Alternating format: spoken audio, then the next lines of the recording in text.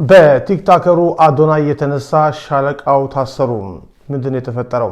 ከሰሞኑ ብዙ ተከታይ ያለው ቲክቶከር አዶናይ በኢትዮጵያ አየር ኃይል ግቢ ተገኝቶ የተለያዩ ስልጠና ሰጠ መባሉ ይታወቃል። ይህን ተከትሎ የተለያዩ ሰዎች በአየር ኃይሉ ላይ ክብሩን የሚያጎድለው ምናምን የሚሉ አስተያየቶች ሲሰጡና ሲቃወሙ እንደነበር ይታወቃል። ይህን ተከትሎ የአየር ኃይሉ አመራሮች በቲክቶከሩን የጋበዙ ሰዎች በሚል እርምጃ መውሰድ ጀምረዋል። ሆኖም ግን እርምጃ የተወሰደበት ሰው አዶናይን የጋበዘው ሳይሆን አዶናይን ያስጎበኘው ሰው ነው። እንግዲህ እንደሚታወቀው ይሄ ሻለቃ ፍቅሩ ይባላል። የኢትዮጵያ አየር ኃይል ሻለቃ ነው። ሻለቃ ፍቅሩ ከላይ በሰጣቸው ትዕዛዝ መሰረት አዶናይና ጓደኞቹን በአየር ኃይል ግቢ ውስጥ አስጎብኝተዋቸዋል፣ ሲያዞሯቸው ነበረ። እናም እሳቸው ብቻ ተመርጠው መታሰራቸው እጅግ አነጋጋሪ እንደሆነባቸው ነው የአየር ኃይል ምንጮች የሚናገሩት።